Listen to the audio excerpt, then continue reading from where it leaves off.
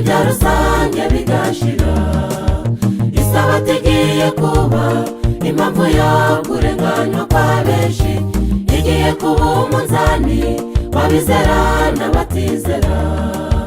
Ikiganza cya mukeba gifashe inkoni kiriteguye ngo gifashe ya nyamaswa gusohoza umugambi wayo.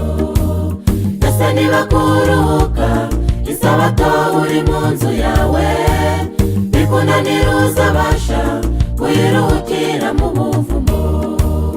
Ikiganza cya mukeba gifashe inkoni kiriteguye ngo gifashe ya nyamaswa gusohoza umugambi wayo. Ese niba kuruhuka isabato uri mu nzu yawe bikunanira, uzabasha kuyiruhukira mu buvumo?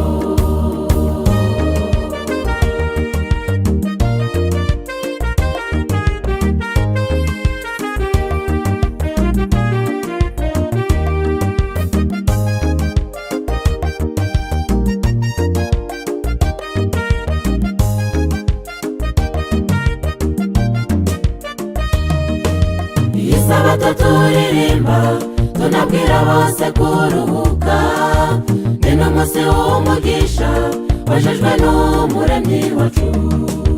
N'iri tegeko ry'Imana mu mategeko 10 yaduhaye, ntidukwiye kuwusimbuza indi minsi twishakiye. Imana iti ijuru n'isi bizashira, ariko amagambo yanjye ntazashiraho na hato. Hahirwa umuntu yakomeza. Kutaruhuka isabato kimwe no kwica andi mategeko birahagije ngo bikubuze kuzinjira mu ijuru. Imana iti ijuru n'isi bizashira, ariko amagambo yanjye ntazashiraho na hato. Hahirwa umuntu yakomeza. Kutaruhuka isabato kimwe no kwica andi mategeko birahagije ngo bikubuze kuzinjira mu ijuru.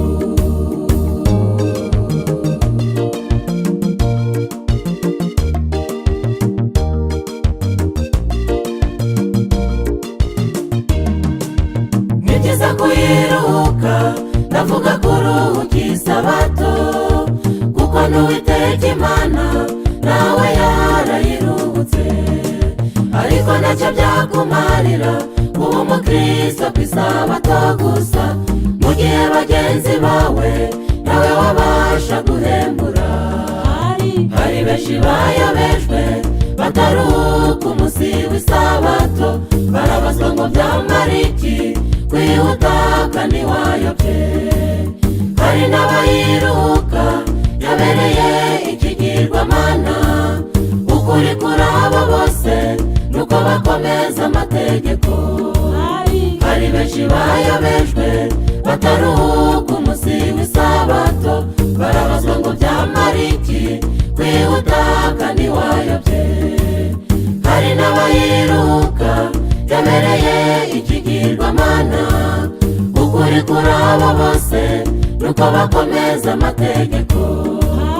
Hari benshi bayobejwe bataruhuka umunsi w'isabato, barabazwa ngo byamara iki kwihuta kandi wayobye.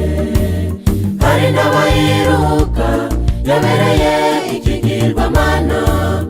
Ukuri kuri abo bose nuko bakomeza amategeko.